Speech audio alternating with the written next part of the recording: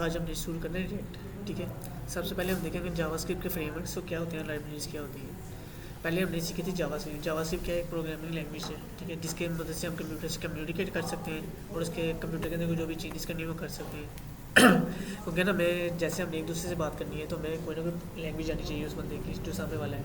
इस जगह अगर हमने कंप्यूटर से बात करनी है, कंप्यूटर से बात करने में मैं कोई ना कोई लैंग्वेज आनी चाहिए कंप्यूटर की जिससे हम बात कर सकें। तो हमने क्या किया था कि जावास्क्रिप्ट की लैंग्वेज सीखी थी। ठीक है, तो इसके हमें पूरा कंप्लीट ना 6 लेक्चर्स हुए थे। तो उसके अंदर कंप्लीट हमने सीखा था कि इसके अंदर क्या है, जावास्क्रिप्ट में क्या है, किस तरीके से काम करते हैं, चीज़ें बना सकते हैं। अब ना नेक्स्ट स्टेप हमारा है कि हमने ना इसके फ्रेमवर्क सीखने और लाइब्रेरी सीखनी है। अब ये क्या होती है, अगर हम ना किसी काम को परफॉर्म करने के लिए सिंपल जावास्क्रिप्ट यूज़ करेंगे ना, हमें काफ़ी ज़्यादा कोड लिखना पड़ेगा। फॉर एग्जांपल हमने फॉर्म बनाया है, उसको सबमिट करना है ना, तो सबमिट करने के लिए फॉर्म के अपनी जावास्क्रिप्ट काफ़ी ज़्यादा कोड लिखना पड़ता है। तो उसके बाद हम क्या करते हैं, एक दफ़ा सीख लेते हैं जावास्क्रिप्ट, उसके बाद हम ना अपने कोड को कम करने के लिए इसके लाइब्रेरीज़ की तरफ आते हैं, फ्रेमवर्क्स की तरफ आते हैं। तो ना जावास्क्रिप्ट में ना ये हमारे पास फ्रंट एंड की लाइब्रेरी, हमारे पास ना दो चीज़ें होती है, एक फ्रंट एंड होता है वेबसाइट का, एक वेबसाइट का बैक एंड होता है। फ्रंट एंड वो चीज़ होती है जो हमें नज़र आ रही होती है, जैसे हमें ये स्क्रीन नज़र आ रही है तो ये सारा फ्रंट एंड है।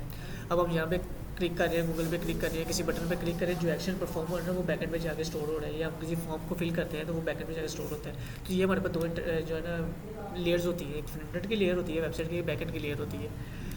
अब फ्रंट एंड के फ्रेमवर्क हमारे पास जो है एक रिएक्ट है, प्रीएक्ट है, फिर डोश है, मूवमेंट जो जेस है, जेक्यूरी और एक्सयूएस है। ये पुरानी लाइब्रेरीज यूज़ होती थी।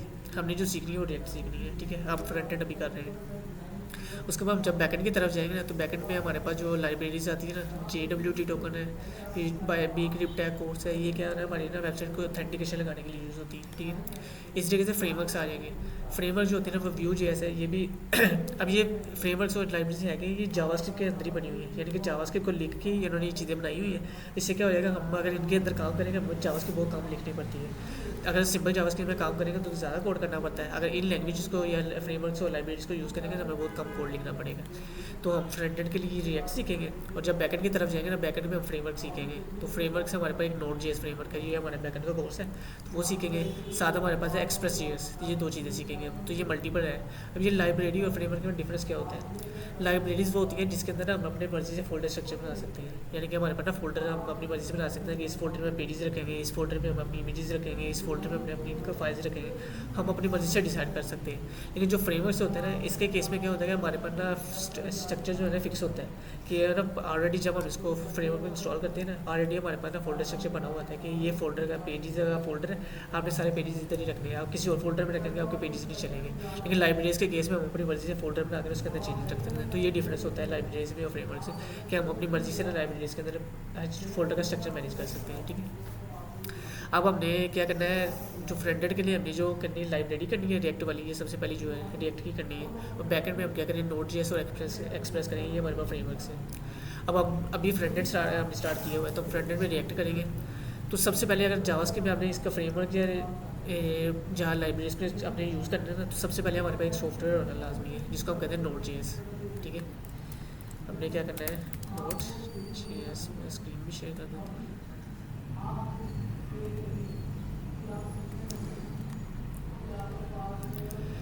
तो आपने यहाँ पे लिखना है नोड जेएस, लिख के जैसे आप एंटर प्रेस करेंगे तो आपके पास सबसे पहले एक वेबसाइट आएगी नोड जेएस की। आपने इस वेबसाइट को ओपन करना है। ओपन करने के बाद ना सबसे ऊपर बटन हमारे पास गेट नोड जेएस का। ठीक है, आपने इस बटन पे क्लिक करना है। जैसे क्लिक करेंगे तो ये हमारे पास इंस्टॉलर आ जाएगा कि आपने इसको इंस्टॉल करना है। आपने क्या करना है, यहाँ से एनटीएस सेलेक्ट करना है, बाय डिफ़ॉल्ट ये सिलेक्ट होगा, आपने इसको चेंज नहीं करना। ठीक है, ये सारी चीज़ें ना बाय डिफ़ॉल्ट सेलेक्ट होगी। आपने सिर्फ क्या करना है, इस बटन को प्रेस कर देना है। जैसे इस बटन को प्रेस करेंगे तो ये आपका डाउनलोड हो जाएगा। डाउनलोड करने के बाद आपने फाइल के ऊपर डबल क्लिक करना है, और आपको वो जो है ना उसका जो प्रोसेस होता है सॉफ्टवेयर इंस्टॉल करने का, आपने उसको इंस्टॉल कर लेना है। इंस्टॉल करने के बाद आपने चेक करना है कि क्या आपके सिस्टम इंस्टॉल हो गया या नहीं है। उसके लिए आपने क्या करना है, विंडो बटन प्रेस करके यहाँ पर लिखना है CMD। ठीक है, ये हमारा ब्लैक कलर का कमांड प्रॉम्प्ट होता है, आपने इसको एंटर करना है। और यहाँ पे आपने लिखना है नोड -variant।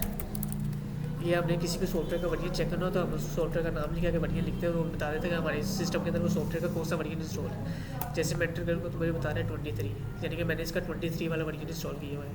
अब इसका वर्जन चल रहा है 24 चल रहा है, मेरे पास थोड़ा सा पुराना है, मैंने पुराना इंस्टॉल किया हुआ था पहले, वो जा रहा है। तो अगर आपके पास यहाँ पे कोई ना कोई वैल्यू आ जाती है, इसका मतलब आपने वो सॉफ्टवेयर इंस्टॉल कर लिया है। तो जब भी आपने जावास्क्रिप्ट या किसी भी फ्रेमवर्क को या लाइब्रेरी को यूज़ करना है ना, आपके पास ये नोड.js लाजमी होना चाहिए। क्योंकि जो जावास्क्रिप्ट है ना, ये हमारे पास लैंग्वेज है ब्राउज़र की, ये हमने जो ओपन किया हुआ ना, ये ब्राउज़र हमारा सारा गूगल क्रोम जो है ये ब्राउज़र है। तो ब्राउज़र जो है ना, इसको जावास्क्रिप्ट को सपोर्ट करता है, लेकिन हमारा सिस्टम इसको सपोर्ट नहीं करता। तो हमने सिस्टम के अंदर जो जावास्क्रिप्ट की लाइब्रेरीज और फ्रेमवर्क को यूज़ करना है, उसके लिए हमें ये सॉफ्टवेयर लाजमी चाहिए होता है। तो ये क्या होता है, हमारे सिस्टम को इस कैपेबल बना देता है कि हम अपने सिस्टम के अंदर ये फ्रेमवर्क और लाइब्रेरी यूज़ कर सकें। तो नोड.js इंस्टॉल हो गया, हमने ये भी समझे लाइब्रेरीज क्या होती है, फ्रेमवर्क क्या होती है। उसके बाद हमें क्या करना है, अब रिएक्ट स्टार्ट करनी है, तो सबसे पहले हमें रिएक्ट भी इंस्टॉल करनी पड़ेगी। तो रिएक्ट भी इंस्टॉल करने के हमारे पास ना दो तरीके होते हैं। सबसे पहले हमने देखा रिएक्ट को बनाया किस रहता है, जो फेसबुक कंपनी है ना, उन्होंने रिएक्ट को बनाया था 2014 के अंदर। अब क्यों बनाया था, हमने HTML सीखी है पहले। HTML के अंदर हमारे पास नहीं होती है कि अगर हम पेज को किसी पे हमारी मेन्यू बनी होती है ना, मेन्यू पर हम क्लिक करते हैं तो हमारे पेज जब शिफ्ट होता है ना, हमारा पेज रिफ्रेश होता है। अब ये फॉर एग्जाम्पल मैं यहाँ पे क्लिक करूँ तो अभी ये नहीं हो रहा, क्योंकि ये नोड.js के अंदर बनी हुई है, पेज रिफ्रेश नहीं होगा। अगर मैं कोई और वेबसाइट ओपन करता हूँ,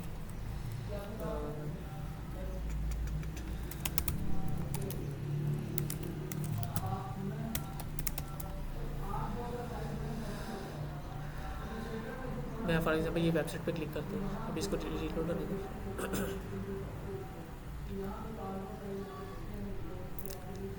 मैंने जैसे पेज पे क्लिक किया तो पेज मेरा रिफ्रेश हुआ। इसी तरीके से मैंने एक ब्लॉग पे क्लिक किया तो मेरा पेज रिफ्रेश हो रहा है। तो ये क्या है, ये ना HTML की बाय डिफ़ॉल्ट फंक्शनलिटी होती है कि ये जब भी हम पेज पे क्लिक करते हैं तो पेज हमारा रिफ्रेश होता है। अब ये रिफ्रेश क्यों होता है, हमने लास्ट लेक्चर के अंदर एक चीज़ सीखी थी, इसको कहते हैं डोम। डोम कहते हैं डॉक्यूमेंट ऑब्जेक्ट मॉडल को।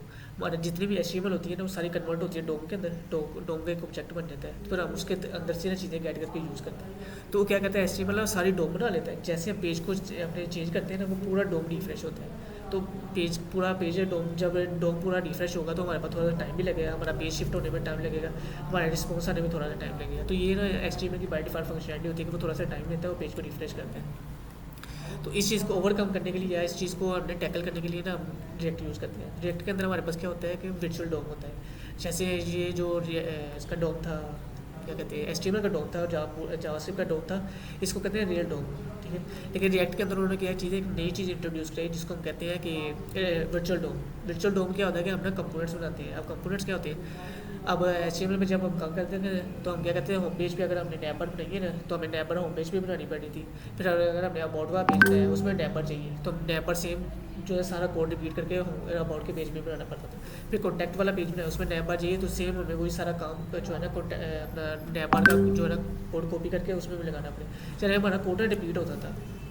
लेकिन जब उन्होंने रिएक्ट बनाई ना, उसके अंदर क्या किया, उन्होंने कंपोनेंट्स बना दिए। अब कंपोनेंट्स क्या होते हैं, उन्होंने एक ही फाइल आपने बना लेनी है, उसके अंदर आपने नैबर रख लीजिए। तो आपको जहाँ भी नैबर चाहिए, सिर्फ आपने एक वर्ड यूज़ करना है, आपकी पूरी नैबर कॉपी हो जाएगी, आपको बार बार कोड रिपीट नहीं करना पड़ेगा। तो ये हमारा क्या होता है, काम बच जाता है, हमारा कोड भी कम होगा और हमें यूज़ करना भी ईजिली हो जाएगा। इस चीज़ को कहते हैं कंपोनेंट्स बना देना, यानी कि नैबर का एक कंपोनेंट बना दिया, फूटर का एक कंपोनेंट बना दिया, सेक्शन का एक कंपोनेंट बना दिया। जहाँ पे चाहिए आपने सिर्फ उसका नेम यूज़ करना है, आपको वो कंपोनेंट वहाँ पे कॉपी हो जाएगा, आपको बार बार कोड नहीं लिखना पड़ेगा। ये एक फ़ायदा था रिएक्ट का। दूसरा फ़ायदा था कि वर्चुअल डोम उन्होंने बनाया था। अब वर्चुअल डोम का फ़ायदा क्या होता है कि जब हम पेज को शिफ्ट करते हैं ना, तो पेज हमारा रिफ्रेश होता है, हमारा ऑन द स्पॉट एक ही सेकंड के अंदर वो पेज रिफ्रेश जो है ना शिफ्ट हो जाते हैं। वो होता है वो वर्चुअल डोम की मदद से होता है।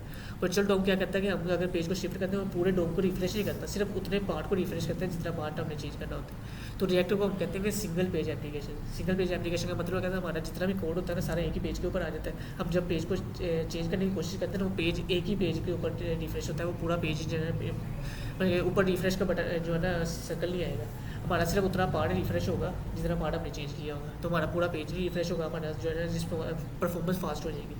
तो इसलिए उन्होंने रिएक्ट बनाई थी कि हमारे पास परफॉर्मेंस फास्ट हो जाए, हमारा कोड जो है रीयूजेबल होने बच जाए। तो इसलिए उन्होंने ये रिएक्ट बनाई थी।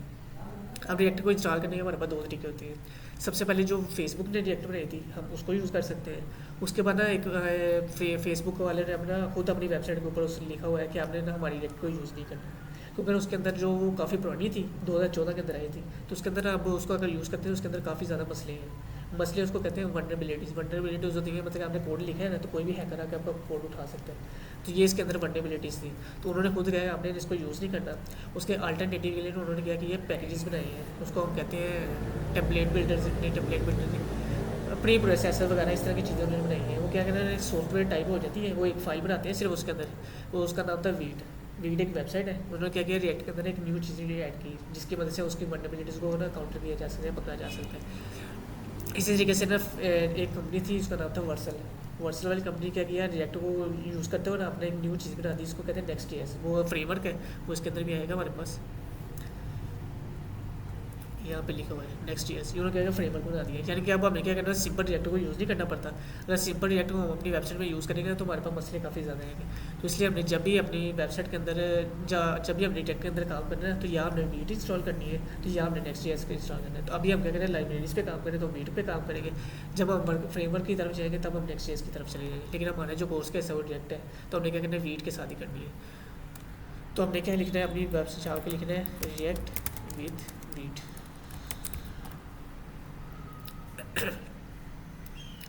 अब इससे करने से पहले हमने एक चीज़ और देखनी है, जैसे मैंने इस पिक्चर में बताया, मैं पिक्चर भी शेयर कर दूंगा, अभी इसको डाउनलोड कर लेते हैं।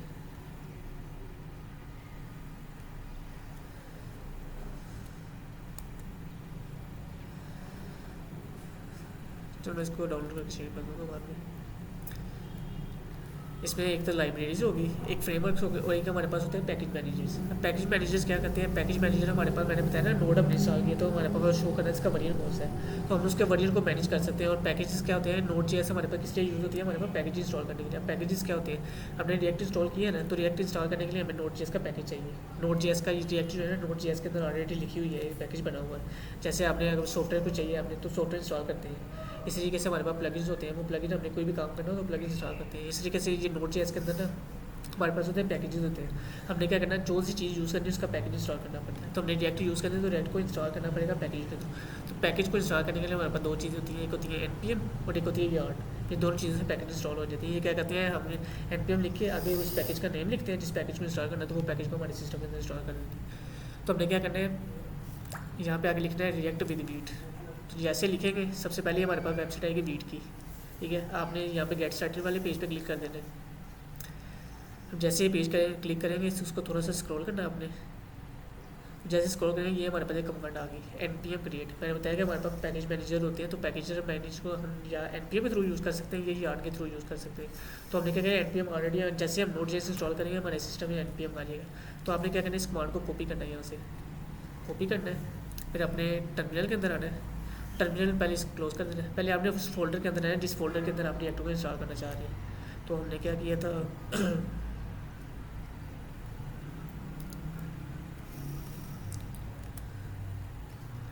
हमने लास्ट टाइम ये बैकेंड वाला फोल्डर बनाया था, इसके अंदर हमने जावास्क्रिप्ट वाला फोल्डर बना के काम किया। तो इसी फोल्डर के अंदर क्या करेंगे, रिएक्ट का फोल्डर बना लेंगे। हमने क्या किया, सबसे पहले यहाँ पे एक फोल्डर क्रिएट किया, उसका नाम हमने रख दिया रिएक्ट, ठीक है। अब हम इस फोल्डर के अंदर जाएंगे, तो आपने क्या करना है, इस लिंक के ऊपर क्लिक करना है। यहाँ पे क्लिक करेंगे तो ये हमारे पास लिंक बन जाएगा,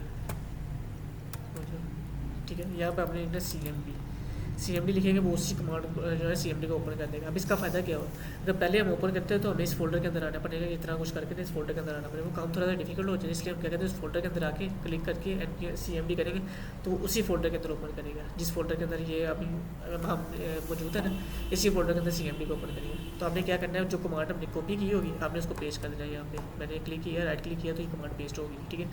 कमांड का नाम है npm क्रिएट वीट लेटेस्ट, ठीक है। आपने ये कमांड लिखी, जैसे एंटर प्रेस करेंगे अब सबसे पहले पूछा कि आपने इस प्रोजेक्ट का नाम क्या रखना है। तो हमारा ये रिएक्ट वाला प्रोजेक्ट है, हम इसका नाम रखेंगे रिएक्ट विद वीट। ये हमने प्रोजेक्ट का नाम रख दिया। फिर हम एंटर प्रेस करेंगे। उसके बाद पूछता है हमने फ्रेमवर्क कौन सा यूज़ करना है। तो मैंने बताया हमारे पास डिफरेंट फ्रेमवर्क्स होते हैं। ये जो रिएक्ट है ना, ये हमारे पास है लाइब्रेरी, लेकिन लोग इसको ना फ्रेमवर्क की कंसीडर करते हैं, ठीक है। हमारे पास ये डिफरेंट फ्रेमवर्क है, वनीला, व्यू, रिएक्ट। अब ये वनीला क्या है, जो हमारे पास सिंपल ये जावास्क्रिप्ट होते हैं जो हमने पहले सीखी है, उसको हम वनीला जावास्क्रिप्ट भी कहते हैं। उसके बाद व्यू, ये भी एक फ्रेमवर्क है। रिएक्ट फ्रेमवर्क है, प्रीएक्ट, लीड, सोलिड, ये सोलिड, ये सारे ना फ्रेमवर्क्स हैं। तो हमने रिएक्ट के साथ काम करना है, तो हमने रिएक्ट वाली पे आके एंटर प्रेस करना है। जैसे हम एंटर प्रेस करें उसके बाद पूछेगा वेरिएंट कौन से इंस्टॉल करना है। हमारे पास रिएक्ट में डिफरेंट वेरिएंट है, एक है टाइपस्क्रिप्ट का वेरिएंट, एक जावास्क्रिप्ट का वेरिएंट है। तो हमने जावास्क्रिप्ट सीखी है तो हम जावास्क्रिप्ट वाला वेरिएंट करेंगे। हम जावास्क्रिप्ट पे आएंगे, एंटर प्रेस करेंगे। उसके बाद पूछेगा आपको एक्सपेरिमेंटल जो है ना वेट 8 का बीटा वेरिएंट चाहिए, हमें नहीं चाहिए, हम नो पे क्लिक कर देंगे। उसके बाद पूछा कि हमने npm इंस्टॉल करनी है, हमें चाहिए, क्योंकि npm के लिए हमें ये इसके अंदर हमने रिएक्ट के अंदर भी ना पैकेज इंस्टॉल करने होते हैं। तो हमें npm चाहिए, हमें यस पे क्लिक करके एंटर प्रेस करेंगे। तो अब ये क्या करना है, हमारा प्रोजेक्ट को बनाना शुरू कर देगा। हमने सिर्फ नोड.js इंस्टॉल किया, ये कमांड लिखी, तो ऑटोमेटिकली क्या करना है, हमारे सिस्टम में रिएक्ट इंस्टॉल करना शुरू कर देगा।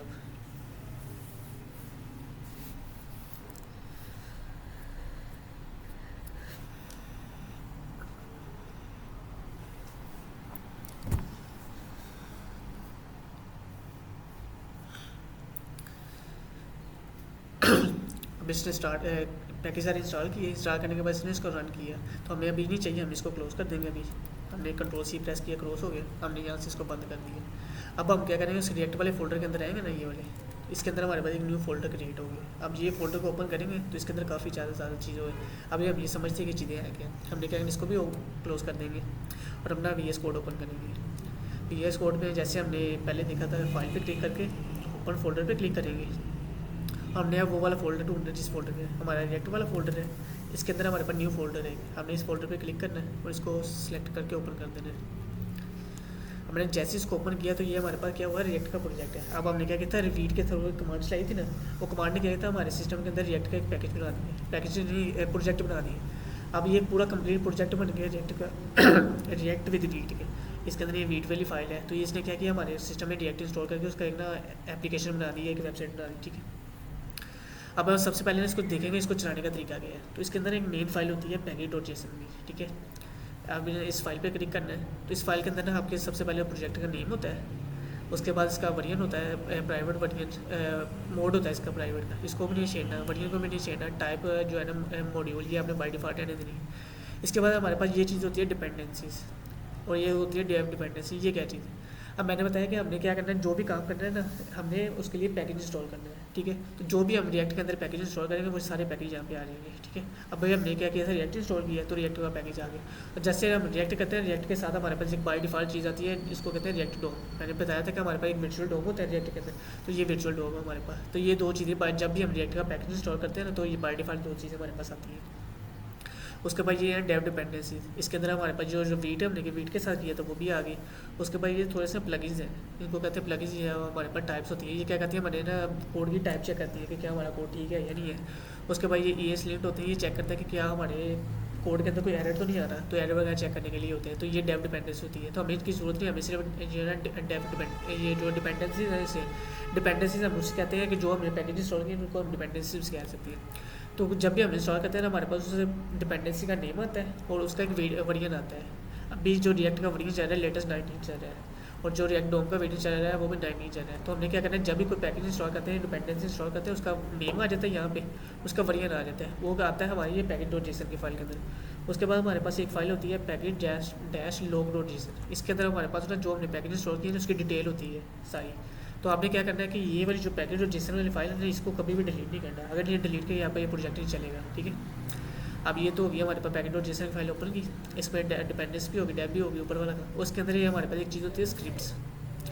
अब ना रिएक्ट जब भी आपने काम करेंगे, रिएक्ट के साथ करेंगे, Node.js के साथ काम करेंगे ना, या भी किसी भी फ्रेमवर्क के साथ काम करेंगे, तो हमारे लिए स्क्रिप्ट्स होती है, इनके थ्रू हम क्या करते हैं, इस प्रोजेक्ट को चला सकते हैं।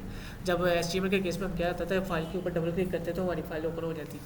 लेकिन रिएक्ट के केस में क्या होता है, हमें ये कमांड्स चलानी पड़ती है सारी, इन कमांड्स को रन करके हम जो है ना प्रोजेक्ट चला सकते हैं। इसमें जो सबसे मेन कमांड हमारी है, सबसे पहली होती है डेव वाली, ठीक है। इस कमांड को हम चेंज भी कर सकते हैं अपनी मर्जी से, लेकिन बाय डिफॉल्ट कमांड है ये NPM वाली, ये डेव वाली है, ठीक है। अब ये नीचे वाली हमें नहीं चाहिए तो हम इसको छोड़ देते हैं, ये फर्स्ट वाली हमें चाहिए। अब ये कमांड करेगी क्या, आपने क्या करना है, अपने यहाँ पे हमारे पास ऑप्शन होती है टर्मिनल की, हमने यहाँ पे टर्मिनल पे क्लिक करना है और न्यू टर्मिनल पे क्लिक करेंगे। तो जैसे क्लिक करेंगे ये ना न्यू विंडो ओपन होगी यहाँ से, ठीक है।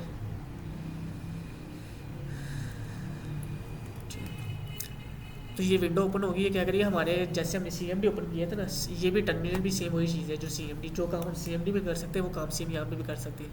तो इसने क्या किया, इसी फोल्डर के अंदर हमारे टर्मिनल को ओपन किया। तो यहाँ पे आपने क्या करना है, कमांड से एक लिखनी है, उसका हम कहते हैं, मैंने बताया पैकेज मैनेजर हमारे पास होता है, तो उसके लिए हमारे पास कमांड होती है NPM की, ठीक है। आपने लिखना है NPM रन, और उसके बाद आपने ये वाली कमांड लिखनी है, ये वाली जो सबसे पहली कमांड होगी ना, इसमें जहाँ पे जो भी लिखा होगा आपने वो चलानी है। तो ज़रूरी नहीं है ये हम कमांड अगर नीचे कर देंगे तो यहाँ पे ये चेंज हो जाएगी। तो आपने सिर्फ वो कमांड लिखनी है जिसके अंदर ये वीट लिखा होगा, ये वीट से ये क्या कमांड करेगी, इस प्रोजेक्ट को चलाएगी। आपने क्या करना है, NPM रन, उसके बाद लिख देना है डेव। हमारे पास ये कमांड का नाम डेव है तो हमने डेव लिख दिया। मैं जैसे एंटर प्रेस करूँगा क्या करेगा, मुझे ना इस तरह का एक काम करके ना लिंक दे देगा। अब ये लिंक क्या चीज़ है, हम क्या करेंगे, इस लिंक पे क्लिक करेंगे, मैंने कंट्रोल वाला बटन प्रेस करना है और इस पर क्लिक करेंगे, ये वाला। जैसे मैं क्लिक करूँगा तो ये क्या करेगा, मेरे प्रोजेक्ट को ओपन कर देगा।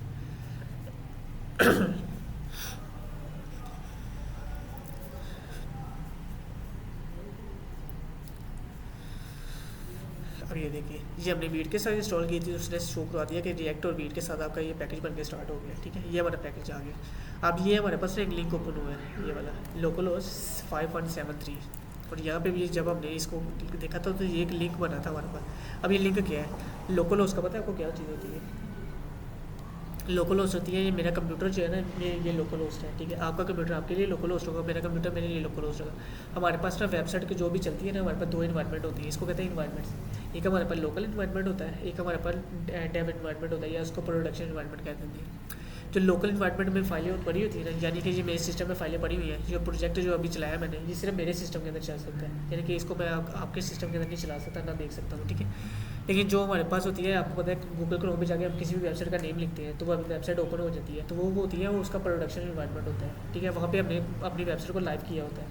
तो हम क्या करते हैं, सबसे पहले हम इस अपने कंप्यूटर के अंदर वेबसाइट को बनाते हैं, उसके बाद वेबसाइट को बनाने के बाद हम उसको प्रोडक्शन पे डिप्लॉय करते हैं। ठीक है, डिप्लॉयमेंट के लिए हमारे पास चीज़ चाहिए होती है कि हमें डोमेन चाहिए होती है। डोमेन होती है हमारी वेबसाइट का नेम होता है, जैसे youtube.com, ये यूट्यूब वेबसाइट का नेम है, तो वो उसकी डोमेन चाहिए होती है। उसके बाद होस्टिंग चाहिए होती है। होस्टिंग क्या होती है, हमने जैसे ये हमारा कंप्यूटर है, इस तरीके से अपना एक ऑनलाइन कंप्यूटर बाय करते हैं। कंप्यूटर बाय करके अपनी वेबसाइट को उस कंप्यूटर पर रख देते हैं, वो वेबसाइट लाइव हो जाती है हमारी। तो फिर जो भी पूरी दुनिया में कोई भी हमारी वेबसाइट को ना अपने गूगल क्रोम के ऊपर जाकर लिखेगा तो सर्च कर सकते हैं। लेकिन अभी हमारी ये वेबसाइट मेरे सिस्टम के अंदर है, तो जो अपने सिस्टम के अंदर वेबसाइट होती है उसको हम लोकल इन्वायरमेंट कहते हैं, तो इसलिए उसके साथ लोकल शो होता है। अब 5173 क्या है, ये ना पोर्ट नंबर होता है। ये हमारा जो सिस्टम होता है ना, इसकी डिफरेंट पोर्ट्स होती है, जिसके थ्रू हम क्या कहते हैं फाइलों को एक्सेस कर सकते हैं। अब ये मेरे कंप्यूटर में से फाइल निकाल के ये इसने ब्राउज़र के ऊपर शो करवाई है, तो ये क्या करना, ब्राउज़र अदरवाइज मेरे सिस्टम को एक्सेस नहीं कर सकता, तो उससे क्या कि इस पोर्ट नंबर बनाइए, पोर्ट नंबर के ऊपर मेरी वेबसाइट को रख दिया और वो एक्सेस कर लिया। फिर अब अगर मैंने बताया कि हमारे पास जो सिंपल रिएक्ट होती है, सिंपल रिएक्ट के अंदर अगर आप प्रोजेक्ट रिएक्ट को इंस्टॉल करेंगे ना, तो हमारे पास यहाँ पे आएगा लोकल 3000 आएगा। अगर आप वीट के साथ करेंगे तो आपका वो 5173 आएगा। और इस तरह अगर आप नेक्स्ट जीएस के करेंगे तो नेक्स्ट जीएस के केस में आता है 8080 आता है। मतलब कि हर जिस तरह आप इंस्टॉल करेंगे डिफरेंट पोर्ट नंबर हो सकती है। और नोट जीएस के केस में हमारे पास क्या होता है, नोट जीएस वो बैकएंड के लिए यूज़ होती है, उसमें हम पोर्ट नंबर अपनी मर्जी से चेंज कर सकते हैं। अभी के लिए हम इसको चेंज नहीं कर सकते, जो उससे बाय डिफॉल्ट दे दी है। कि नोट जीएस के केस में हम पोर्ट नंबर को डिफरेंट कर सकते हैं, हम 500 रख सकते हैं, 300 रख सकते हैं, 100, 200 कुछ भी रख सकते हैं। लेकिन जो वीट के साथ इंस्टॉल करेंगे बाय डिफॉल्ट इसका ना 5173 होता है। ठीक है, तो आपने क्या करना है, इसको बंद करने के लिए हमने क्या करना है, Ctrl+C प्रेस करना है। टर्मिनल के अंदर आके Ctrl+C प्रेस करेंगे बंद हो जाएगा। अब इसको बंद किया, पेज को रिफ्रेश किया तो अभी ये ब्लैंक हो जाएगी। ये देखिए, इसका मतलब ये वेबसाइट अब मेरी नहीं चल रही। तो जब भी मैंने अपनी इस रिएक्ट वाली प्रोजेक्ट को चलाना होगा, मैंने हमेशा अपना टर्मिनल ओपन करना है, npm run dev करना है। यानी कि डेव मैंने ये इसलिए लिखा, मेरे पास ये कमांड है। अगर मैं कमांड को चेंज कर देता हूँ, हमारे पास एक कमांड होती है स्टार्ट की, हम इस कमांड से भी चला सकते हैं। तो मैंने यहाँ पे स्टार्ट लिख दिया, तो अब मुझे यहाँ पे भी चेंज करना पड़ेगा, npm run start। अब मैं एंटर प्रेस करूँगा तो ये स्टार्ट वाली कमांड से चलेगा। तो जब ये मुझे लिंक देगा तभी मैं अपनी वेबसाइट को चला सकता हूँ। तो अब मैं दोबारा आगे इसको रिफ्रेश करूँगा तो अब मेरा प्रोजेक्ट चलेगा। ठीक है, तो ये था हमारी रिएक्ट के लिए ऐप को चलाने का तरीका। अब इसका फोल्डर स्ट्रक्चर समझते हैं। सबसे पहले इसमें होते हैं नोड मॉड्यूल्स वाला फोल्डर। अब ये नोड मॉड्यूल्स के तो मैंने जैसे बताया कि हमने अपने पैकेजेस इंस्टॉल करते हैं, तो पैकेजेस का नेम जो होता है वो यहाँ पे आ जाता है, इसका वरिएंस इधर आ जाता है। जो पैकेज की फाइल्स होती है ना, असल वाली फाइल, वो इसके अंदर जाकर स्टोर होती है। अब नोड मॉड्यूल वाले फोल्डर को ओपन करूँगा ना, तो इसके अंदर ये काफ़ी ज़्यादा पैकेज इंस्टॉल है। ये सारे हमारे पैकेज हैं। इसके अंदर ये रिएक्ट वाला पैकेज आ गया, ये रिएक्ट वाला पैकेज आ गया और रिएक्ट नॉर्मल आ गया। बाकी जो चीज़ें हैं ये बाय डिफॉल्ट जो मैंने रिएक्ट इंस्टॉल की थी, बाय डिफॉल्ट सारी चीज़ें आ गई थी। तो हमने क्या करना है, इस फोल्डर को कभी भी नहीं छेड़ना, ना इसको डिलीट करना है। इसको सिर्फ डिलीट तब करना है, इसका ना साइज़, इस फोल्डर का साइज़ बहुत ज़्यादा बड़ा होता है। मैं अगर आपको दिखाऊँ तो हम उस फोल्डर में जाते हैं,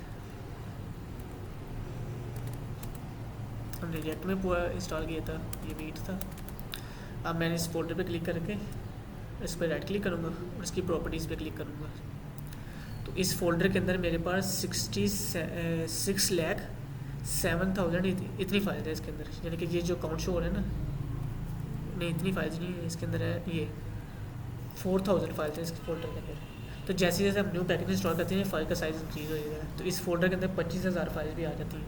तो इस फोल्डर का साइज़ हमारे पास क्या है, 63 MB है। 63 MB के अंदर बहुत ज़्यादा फाइल्स आ जाती हैं। तो यानी कि 4000 फाइल इस फोल्डर के अंदर है। तो अगर आपने इस फोल्डर को डिलीट कर दिया तो आपका प्रोजेक्ट नहीं चलेगा। ठीक है, लेकिन आपने एक चीज़ और याद रखनी है, जब भी हम किसी को शेयर करते हैं ना प्रोजेक्ट, फॉर एग्जांपल मैंने आपको देना है प्रोजेक्ट, तो मैं क्या करूँगा यूएसबी के अंदर आपको प्रोजेक्ट दे सकता हूँ, या फिर मैं दूसरा जो चीज़ है वो अपनी वेबसाइट को प्रोडक्शन पे रख सकता हूँ। तो प्रोडक्शन में रखने के लिए हमें सर्वर बाय करना पड़ता है, तो उसकी कॉस्ट होती है, पैसे देने पड़ते हैं।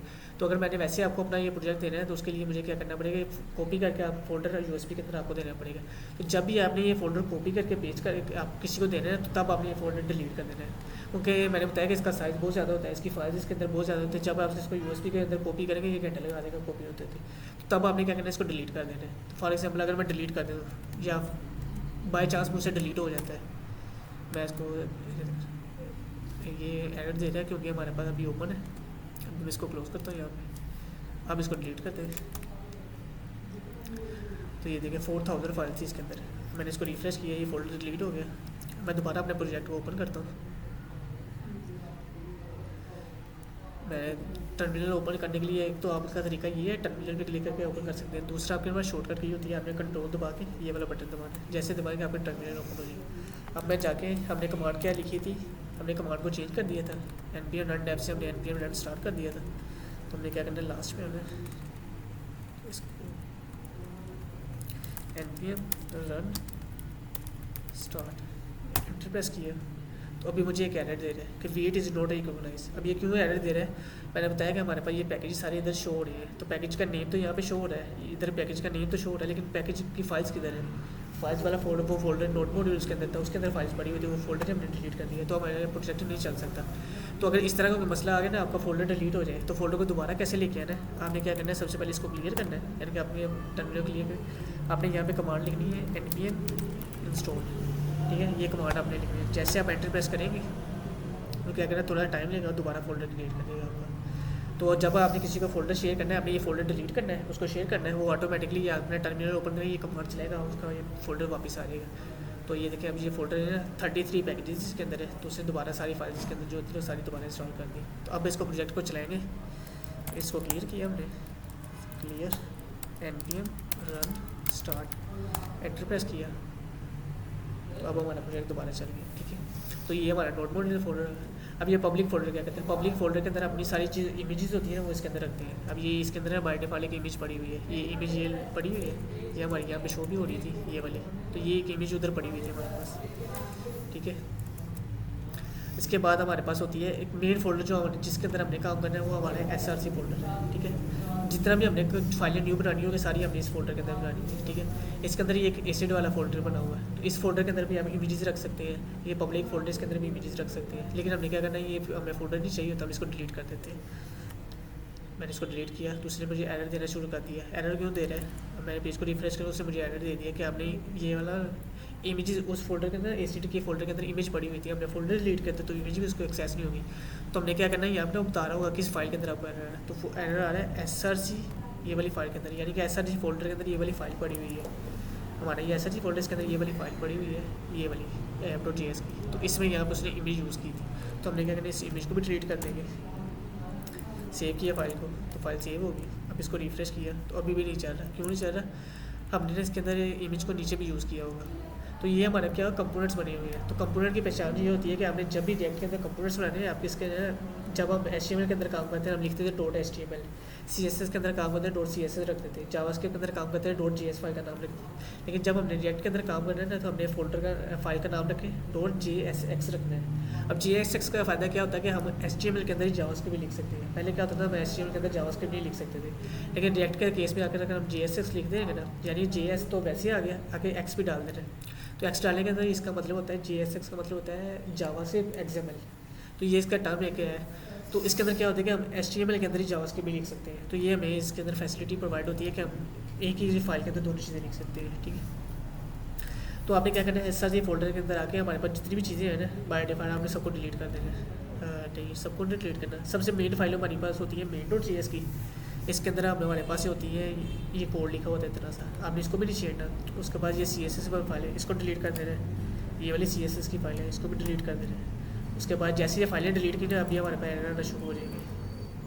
अभी नहीं आ रहे एरर, हमारे पास वाइट स्क्रीन आ गई है। एरर क्यों नहीं आ रहा, क्योंकि ये ना इसके अंदर हमने चीज़ें यूज़ की है। तो हमने क्या करना है, सबसे पहले इस फाइल को ओपन करना है, ऐप वाली फाइल को, और इसके अंदर जितना भी कंटेंट लिखा हुआ है ना सारा ये वाला, बल्कि सारा डिलीट कर दें। सारे को डिलीट कर दिया। हम दोबारा बनाएंगे इसको, रिफ्रेश किया, कुछ भी नहीं हुआ। मेन वाली फाइल के अंदर आके इसके अंदर हमने कोई चेंज करनी है, हमने सिर्फ ये उड़ाना है। CSS हमने रिमूव कर दिया है, तो ये CSS ये भी यहाँ से रिमूव हो जाएगी। तो इतना कोड आपने लिखना है, ठीक है। उसके बाद ये वाली फाइल को भी ऐसे रहने देते हैं, इसको बाद में करते हैं। उसके बाद होती है गिट इग्नोर वाली फाइल।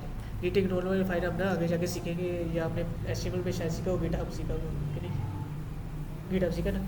तो गिट हब के ऊपर ना हमारे पास क्या करते हैं, हम अपना प्रोजेक्ट को वहाँ पे अपलोड कर देते हैं कि अब बार बार हर किसी को USB में प्रोजेक्ट देने के लिए हम क्या करते हैं, गिट हब के ऊपर रख देते हैं और उसका लिंक शेयर कर देंगे, वहाँ पे जाकर खुद ही डाउनलोड कर लेना। तो ये हमारे पास ये प्रोफेशनल वे होता है। तो उसमें क्या होता है कि जब हमने ना कुछ चीज़ें ऐसी होती हैं जो कि हमने जब गिट हब पे अपलोड करनी है तो इग्नोर कर देनी होती है।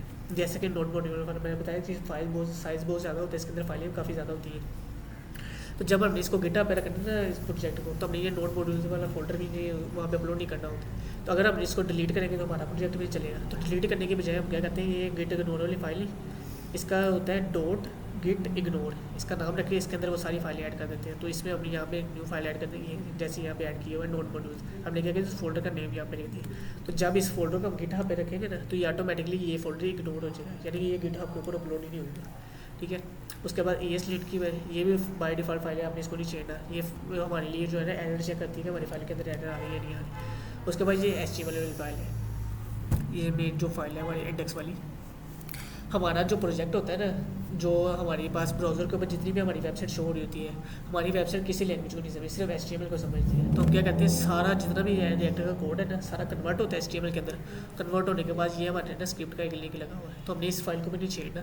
ये फाइल जैसी इसके अंदर कोड है, सिर्फ ये टाइटल चेंज कर देना है। टाइटल में जाके आपने यहाँ पर अपने प्रोजेक्ट का नेम लिख देना है। मैं यहाँ पर लिख देता हूँ रिएक्ट विद वीट। मैं सिर्फ इसको चेंज करना, बाकी किसी चीज़ को नहीं छेड़ना, ठीक है। क्योंकि हमारे जितनी भी रिएक्ट हो गए सारी कन्वर्ट हो गया HTML के अंदर, कन्वर्ट हो गया HTML हमें यहाँ पर शो होती है आके, ठीक है। मैंने इसको रिफ्रेश किया तो यहाँ पर मेरा नाम शो हो गया वेबसाइट का। अब ये भी हमारी फाइल होगी,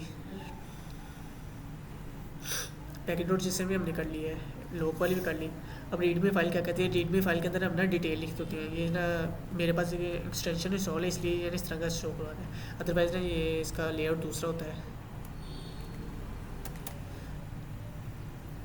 वो वाइट कलर में शो कराता है। ना फाइल एक होती है, उसके अंदर सारा कोड लिखा होता है। तो आपने क्या करना है, अपनी प्रोजेक्ट की डिटेल, यानी कि आपने प्रोजेक्ट बनाया ना, इसकी सारी डिटेल जो लिखनी होती है वो सारी इस रीडमी फाइल के अंदर लिखनी होती है। उसके बाद ये वीट वाली फाइल है, तो ये वीट हमने इंस्टॉल की है, तो इसके अंदर वीट का पैकेज इंस्टॉल है, तो इस फाइल को हमने नहीं छेड़ना। यानी कि हमारा काम क्या है, सिर्फ हमने SRC फोल्डर को छेड़ना, बाकी किसी भी चीज़ को नहीं छेड़ना। सिर्फ मैंने बताया इसलिए कि हम पता चले ये फाइलें करती क्या है, ठीक है। अब हमें SRC फोल्डर के अंदर आना है, तो इसमें मेन फाइल है, इसको भी नहीं हमने छेड़ना जी, जैसे कि है वैसे रहनी, सिर्फ इसमें वो CSS वाले लिंक डिलीट कर देने। उसके बाद मेन हमारी फाइल है ऐप वाली, मेन के बाद हमारी ऐप वाली फाइल आती है। ऐप वाली फाइल के बाद मैंने जैसे बताया कि हमारे पास कंपोनेंट्स होते हैं। हम क्या कहते हैं, रिएक्ट के अंदर कंपोनेंट्स बना के यूज़ करते हैं कि हमारा जितना भी कोड है कंपोनेंट्स के अंदर होगा। तो हमने यहाँ पे कंपोनेंट बनाने सीख रहे हैं। तो हमारे पास रिएक्ट के अंदर ना 2 टाइप्स के कंपोनेंट होते हैं। पहले होते हैं क्लास बेस्ड कंपोनेंट, उसके बाद होते हैं फंक्शन बेस्ड कंपोनेंट। तो क्लास बेस्ड कंपोनेंट वो रिएक्ट के पुराने वर्जन के अंदर यूज़ होते हैं, अब वो खत्म हो गए हैं। तो हमने इसके क्या करना है, अब सिर्फ फंक्शन बेस्ड कंपोनेंट यूज़ करनी है। तो फंक्शन बेस्ड कंपोनेंट बनाने के लिए हम क्या कहते हैं, सबसे पहले ना फंक्शन का नेम लिखते हैं। जावास्क्रिप्ट में मैंने सीखा था, शायद वो सिलेक्शन में थे आप फंक्शन के, हाँ तब हमने फंक्शन बनाने सीखे थे। तो उसमें हमारे पास था एक था एरो फंक्शन था, उसको बनाने के लिए हम क्या कहते हैं, सबसे पहले कॉन्स्टेंट लिखते थे। उसके बाद हमने क्या करना है, जो हमारी फाइल का नेम होगा ना वही हमने अपने कंपोनेंट का नेम लिखना है। और फाइल का नेम और कंपोनेंट का नेम हमेशा कैपिटल लेटर से स्टार्ट करना है। हमने अगर स्मॉल लेटर से स्टार्ट करें तो रिएक्ट आपकी नहीं चलेगी। तो हमारी फाइल का नाम है app.js, तो आपने क्या करना है, ऐप सिर्फ इतना लिख देना है, आगे जो एक्सटेंशन है इसकी .js की वो नहीं लिखनी। तो इतना लिखने के बाद आपने क्या करना है, इक्वल लगाना है, ये ब्रैकेट बनानी है, हम क्या करना है, फंक्शन कंपोनेंट बनानी है। तो ये हमारे पास ना फैटर फंक्शन हमने सीखा, तो उसके जावास्क्रिप्ट के अंदर थी वो इस चीज़ है, हमने इक्वल लगाया इस तरीके से, ये हमारा क्या एक फंक्शन बन गया। तो हमने रिएक्ट के अंदर जितने भी कंपोनेंट्स बनाने हैं हमेशा वो फंक्शन कंपोनेंट यूज़ होंगे, ठीक है। अब इसके अंदर हमारे पास 2 चीज़ें होती हैं। सबसे पहले हमने लिखनी होती है कि फंक्शनैलिटी लिखनी होती है, उसके बाद हमने क्या करें HTML लिखनी होती है। तो जो फंक्शनैलिटी होती है वो ऊपर आती है और जो HTML होती है वो हम लिखते हैं रिटर्न के अंदर। तो ये भी चीज़ हमने सीखी थी उसके जो है ना क्या कहते हैं उसको, जावास्क्रिप्ट के अंदर ही सीखी थी कि रिटर्न क्या काम करता है। तो हमने क्या करना है, रिटर्न वाला लिख के इसके अंदर जितनी भी HTML होगी इसके अंदर लिखनी है। हमने क्या करना है, एक H1 लगा देते हैं और इस पर लिख देते हैं hello to रिएक्ट, ये हमने मैसेज लिख दिया। अब इसका कलर थोड़ा सा फेड आ रहा है, जब हम फंक्शन बनाते हैं तो फंक्शन का कलर येलो होता है। अब ये बिल्कुल लाइट येलो है, ये इसलिए आ रहा है कि जब भी हमने कंपोनेंट बनाने हैं ना, हमने एक कंपोनेंट को दूसरी फाइल के अंदर यूज़ करना होता है। अभी क्या हो रहा है हमारे पास, अगर मेन वाली फाइल के अंदर जाएंगे ना तो यहाँ पे ये एक कंपोनेंट यूज़ हो रहा है, ये हमने वही कंपोनेंट है। मैं इसको रिमूव कर देता हूँ अभी के लिए, इसको भी रिमूव कर देता हूँ। अभी क्या होगा, मेरे प्रोजेक्ट पे कुछ भी नहीं शो हो रहा।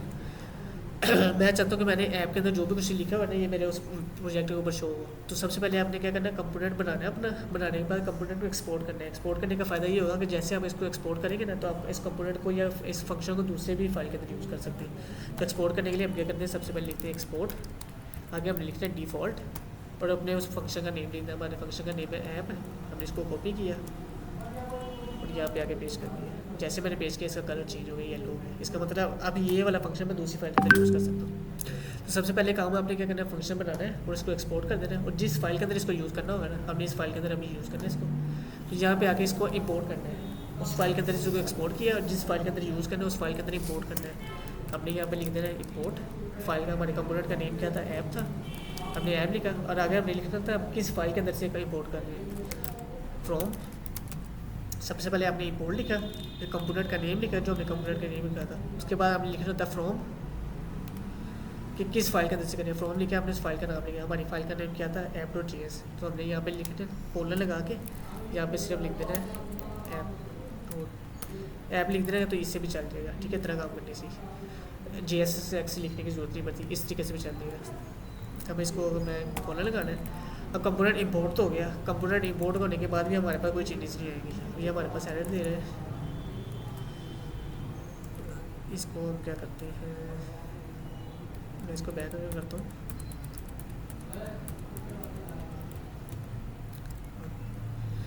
हमने उसका वो लिखना पड़ेगा JSX एक्सटेंशन। तो ये हमने HTML भी सीखा था कि अगर आपने किसी पेज को लिंक करना हो, क्या कहते हैं, डॉट लगा के स्लैश लगाते हैं। इससे क्या होता है, फोल्डर के बाहर चला जाता है। फोल्डर के बाहर जाने के बाद जितनी फाइलें होती हैं उनको एक्सेस कर सकता है। तो हमने उस फाइल का नेम लिख दिया जिस फाइल के अंदर वो हमने कंपोनेंट बनाया हुआ था। इससे क्या हमारा कंपोनेंट हो गया। तो अब मैं इस चीज़ को रिमूव करता हूँ।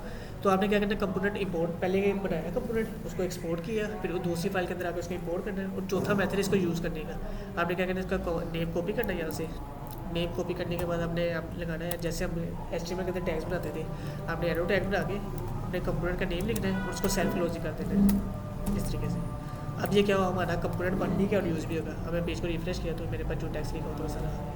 तो इस तरीके से हम कंपोनेंट बना के अपना टैक्स यूज़ कर सकते हैं। अब मैं जितने मर्जी पेजेस बना लूँ इसके ऊपर, अगर मुझे सिर्फ ये टैक्स चाहिए होगा ना, ये वाला इतना, मैं क्या करूँगा, सिर्फ ये वाला वर्ड कॉपी करूँगा जो मेन के अंदर था। सिर्फ इतना ये वर्ड कॉपी करके जिस फाइल के अंदर लगाऊँ उस फाइल के अंदर वो कोड आ जाएगा।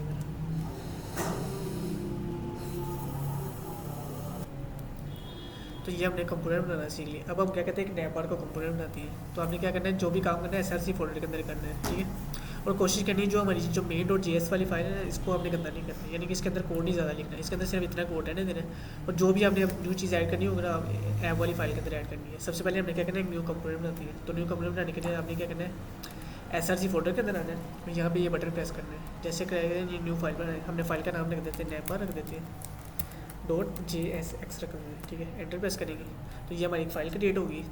फाइल का नेम भी मैंने बताया कि आपने कैपिटल लेटर में रखना है। अब हमने क्या करना है, कंपोनेंट बनाना है इसके अंदर। तो हमने लिखना है कॉन्स्टेंट, जो फाइल का नेम होगा वही आपने कंपोनेंट का नेम रख देना है, नैप बार। उसके बाद इक्वल लगाया, अपना फैक्टर फंक्शन बनाया,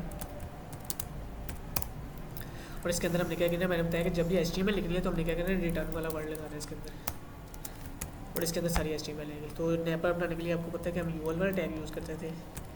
इसके अंदर हमारे पास होती थी LI, और LI के अंदर हमारे पास होता था एंकर टैग, यहाँ पे होता था HREF, और ऐप का नेम होगा हमारा। हम इसी को कॉपी करेंगे, हमारे पास आ जाएगा अबाउट,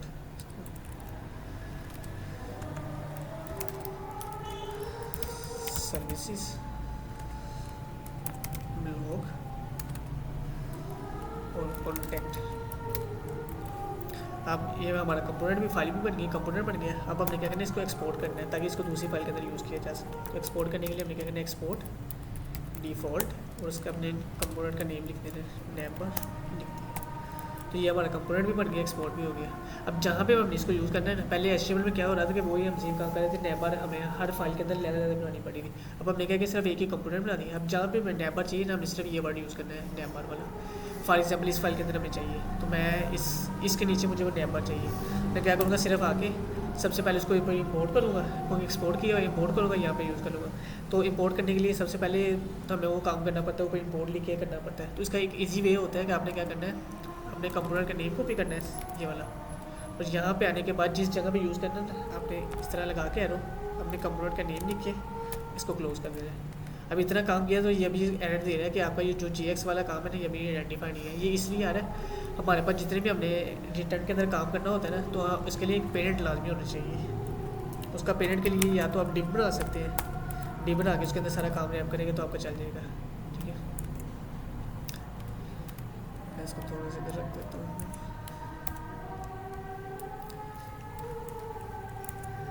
लेकिन डिव का हमारे पास एक नुकसान है इसमें।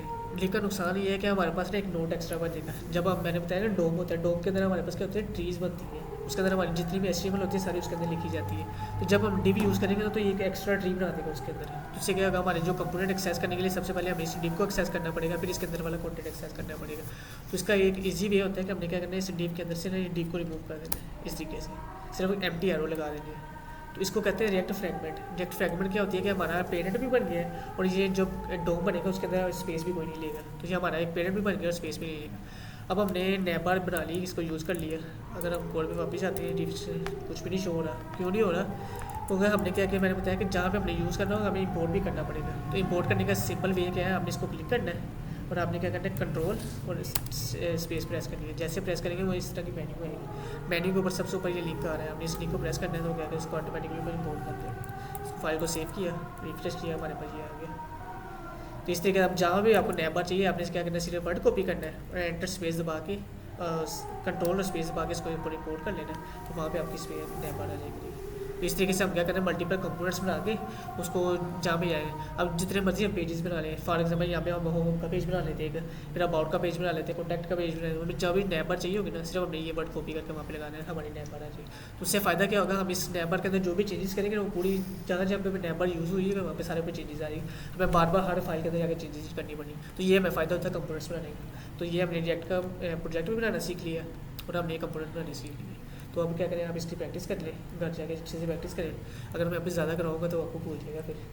तो इसकी ऐसे अच्छे तरीके से प्रैक्टिस करें, मैं वीडियो भी शेयर कर देता हूँ और प्रैक्टिस करने के बाद फिर हम इसका नेक्स्ट करेंगे। तो रिएक्ट हमारी ईजी है, सिर्फ इसके अंदर 3 से 4 चीज़ें हमारे पास हो रही हैं मैक्सिमम। 3 एक आज लेक्चर हो गया, 3 लेक्चर हमारे कवर होंगे और रिजेक्ट भी कवर हो जाएगी। इसके अंदर हमारे पास क्या, आपने देखा होगा डैशबोर्ड होते हैं हमारे पास। किसी भी वेबसाइट पे जाएंगे उसमें एडमिट पोर्टल दिए होते हैं या यूनिवर्सिटीज़ के अंदर पोर्टल दिए होते हैं उन्होंने। वो जितने भी पोर्टल्स हमारे पास होते हैं ना वो सारे रिएक्ट के अंदर बनाए जाते हैं, क्योंकि इसके अंदर हमारे पास पेज तो रिफ्रेश नहीं होता है, इसके अंदर डिज़ाइन बनाना ज़्यादा ईजी अच्छा होता है और पेज में हमारा रिफ्रेश परफॉर्मेंस भी अच्छी होती है। तो इसलिए हम क्या कहते हैं, रिएक्ट को सीख के उसके अंदर जितनी वेबसाइट उसके अंदर बनाती है। तो इसके अंदर बाकी 2-3 चीज़ें हैं वो हम सीखेंगे। सबसे मेन चीज़ आपने इसकी सीखनी है, JSX हमने क्या किया। JSX यूज़ होती है कि हम क्या करते हैं, HTML लिख के, अब इसके अंदर जावास्क्रिप्ट भी लिखना चाहिए, हम लिख सकते हैं। पहले हम क्या करते हैं, अगर जावास्क्रिप्ट यहाँ पे लिखी मैंने 2+2 किया है तो मेरे पास क्या आएगा यहाँ पे आंसर। जब मैं इसको प्रिंट करूँगा या मेरे पास वेबसाइट के अंदर क्या शो होगा 2+2 ही शो हो रहा है, क्योंकि HTML के अंदर अगर कोई चीज़ हम लिखते हैं ना तो वो जैसे हम लिखते हैं वैसे ही शो होती है। लेकिन हम चाहते हैं कि 2+2 लिखें तो 4 हमारे पास है, तो उसके लिए हमें क्या करना है, जावास्क्रिप्ट में थोड़ा सा काम करना पड़ेगा। तो अगर हम जावास्क्रिप्ट लिखेंगे तो हमें जावास्क्रिप्ट फाइल बनानी पड़ी। तो इसके लिए हमारे पास क्या है, JS का हमारा फ़ायदा होता है। JS में क्या होता है कि हम इसको कॉपी करेंगे हमें सिर्फ छोटा सा काम करना है, अपने ये डॉलर का साइन लगाना है डॉलर का साइन लगा के हमने ये एरो लगा देंगे, ये वाले एरो, ठीक है। इधर लगाने के बाद हम इसके अंदर जो भी चीज़ पेस्ट करेंगे ना, रिफ्रेश, वो देखिए डॉलर भी नहीं लगाना पड़ेगा, डॉलर रिमूव कर देना है। आपने क्या करना है, सिर्फ एरो ये वाले यूज़ करने हैं। इसके अंदर जो चीज़ लिखेंगे 2+2 4 हो गया हमारे पास आ गया। यानी कि ये हमारे पास JSX का फ़ायदा है कि हम HTML के अंदर भी सिर्फ एरो लगा के अपनी जितनी भी एरर्स इसके जावास्क्रिप्ट का काम भी कर सकते हैं। लेकिन सिंपल अगर हम इस फाइल में जाएँ, यहाँ पे ये HTML की फ़ाइल है, यहाँ पे हम 2+2 करते हैं, 22 की है तो 22 वैसे आ गया। अगर मैं यहाँ पे एरो लगा देता हूँ तो 2+2 करते हैं तो अभी भी हमारे पास वैसे का वैसे ही आ रहा है। तो JSX का हमारे पास फ़ायदा ये हो गया, हम ये एरो लगा के ना तो इसको जो है ना जावास्क्रिप्ट का काम कर सकते हैं। तो ये चीज़ आपने याद रखनी है लाजमी इसका।